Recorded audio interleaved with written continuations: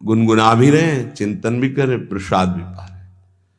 कोई पद उठा ले, बड़ा पद, देखत नव निकुंज सुन सजनी लागत, प्रथम यथामति प्रणव बिहरत दो प्रीतम कुंज।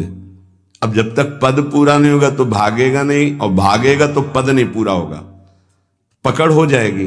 अब पद चल रहा है, प्रसाद पा रहे हैं, तो कभी कभी प्रसाद पाते पाते आंसू चल रहे हैं, प्रसाद पा रहे हैं, पद चल रहा है। अब वो भोजन क्या करेगा? प्रसाद नस नस में जाकर भागवतिक भाव संचरित करेगा। अब आप प्रसाद पा रहे हैं, किसी द्वेषी का चिंतन कर रहे हैं, गुस्सा आ रही, अब नस नस को वो क्रोध से युक्त करने वाली वृत्ति पैदा करेगा। आप प्रसाद पा रहे हैं, कोई काम चिंतन कर रहे हैं, वही प्रभाव आपके अंदर पड़ेगा।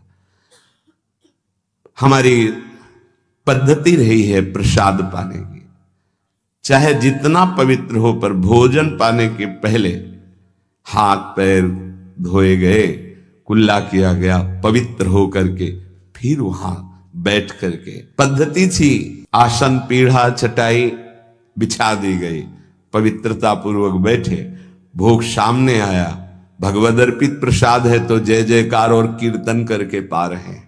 अगर वो ऐसी जगह से मिला है, भगवद अर्पित नहीं है, तो अपने सामने 1 मिनट रुक कर भगवद अर्पित करते हैं, फिर जय जयकार इष्ट की, गुरुदेव की, भगवान नामों की गूंज करके फिर पाते। वो प्रसाद हमारे हृदय में पवित्र भाव पैदा करेगा, भजन बढ़ेगा।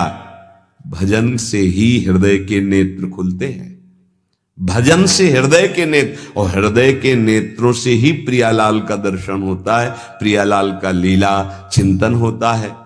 जो अपनी नस नस में नाम, पवित्रता, भक्ति, ज्ञान, तो भोजन में बहुत सावधान रहिए। ये 24 घंटे के लिए हमारे विचारों को अपवित्र या पवित्र करेगा भोजन।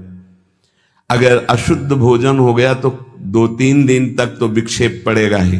अगर बहुत ही निषिद्ध भोजन हो गया तो हो सकता है कि भजन भी रुक जाए, विक्षेप क्या रुक जाए, ऐसा ऐसा भोजन होता है।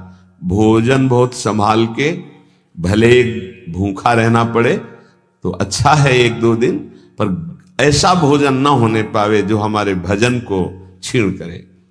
प्रायः जब श्री जी की शरणागति दीक्षा दी जाती है यहाँ, तो पहला कि तुम्हें 11 माला गुरु मंत्र के तो करने ही हैं, दूसरा 12 पद